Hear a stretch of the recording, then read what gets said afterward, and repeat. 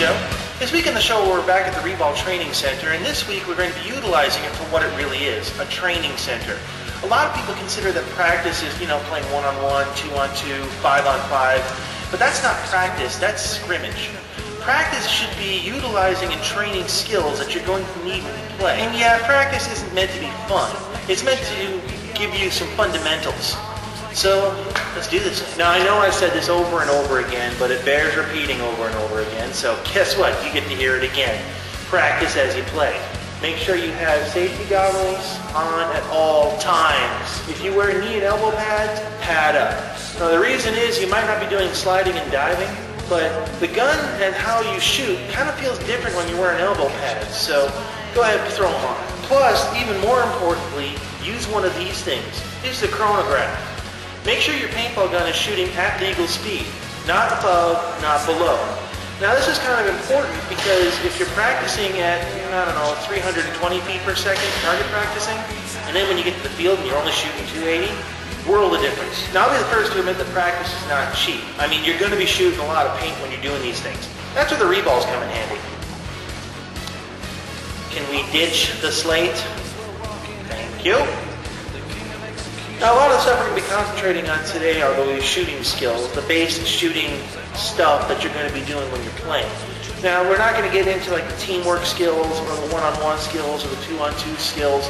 We'll pick that up on another session, but right now we're going to stick strictly to shooting skills and how to drill for shooting skills. First part of practice is going to be target shooting. I know you're all rolling your eyes on me and my target shooting, but not enough people actually target shoot. They just go out and start, putting their gun wherever and they assume the ball's going to go where they point. That's not always the case. I mean, easily I would take 100, 200 paintballs and just target shoot. Now when you're target shooting, you're not just trying to hit random things, you're trying to control where the ball's going to go. So it's a matter of not only just hitting the bunker, but hitting the bunker in the same place over and over and over and over again. Let it dry. Next practice we're going to do is snap shooting. Now we're going to do it from a standing position and from a kneeling position, because odds are you're going to be playing both on the field at some given point. Now, you're not exactly trying to do this for speed, as much as you're trying to do this to repeat the motion over and over and over again until you're comfortable with it. So, I'd say maybe about 100 times standing and 100 times while you're playing.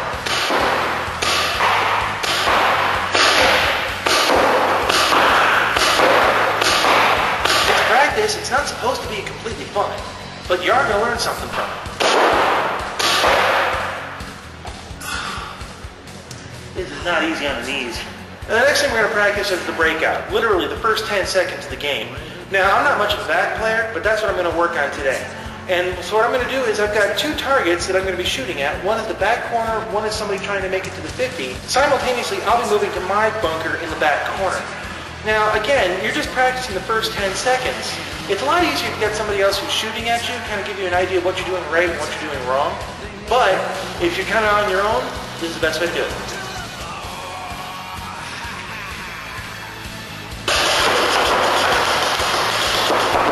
Now, if you're the front player, your first 10 seconds might bring you here, which is the 50 snake. Now, if you're doing this, you might want to have somebody who's shooting paintballs at you so you can learn to see them in flight and learn how you want to slide into the bunker to avoid getting hit. But I am not demoing that this week. That ain't happening. Nuh-uh. No way. No. But it doesn't matter what position you play, as long as you know where you're going and how long it's going to take you to get there. What you want to do with this drill is you want to do the first 10 seconds of the game, reset back to the start box, first 10 seconds of the game, reset to the start box, and so on and so forth. You want to do this for at least 5 or 10 minutes. Yeah, I know, it's going to start to sound tedious, but once you know what you're doing, and once you know what everybody else on your team is doing, it's just a beautiful thing.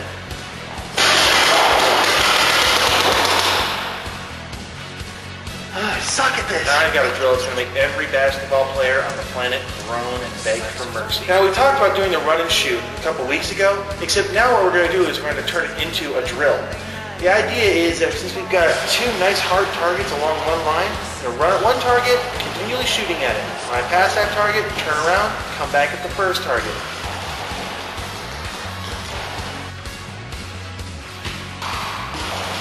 Okay, yeah, again, it's repetitive, but you're trying to learn the skill, hone the skill, and get it so that it becomes second nature. When you're doing the running and shooting, don't just practice targets moving forward and backwards. Make sure you do targets far and close while running from left to right and right to left. This way you can give yourself cover fire when you move from bunker to bunker. Next skill we're going to work on is bunkering. It's just like doing the run and shoot, except this time you're going to wrap around a bunker while running and hit a target. Now when you plant your target for the bunkering move, make sure the target is planted really tight inside the bunker. Most people don't try to plant their bunker from 2 or 3 feet back. They try to play nice and tight right in there. So you want to simulate that by tucking your target in as tight as you can. When you're doing your bunkering move, make sure you practice from the right-hand side and the left-hand side. That way you can make your move going either direction and make the shot.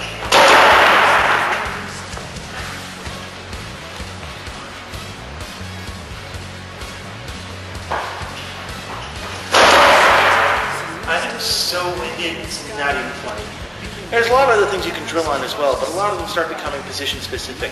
Front players might want to learn how to crawl snakes while under fire, so they can keep their packs out from getting hit. Back players might want to learn how to sweet spot or shoot through lanes or how to communicate more effectively to their front. But these are things that you want to do based purely on what position you play on the field. Party world, party girl, you and me.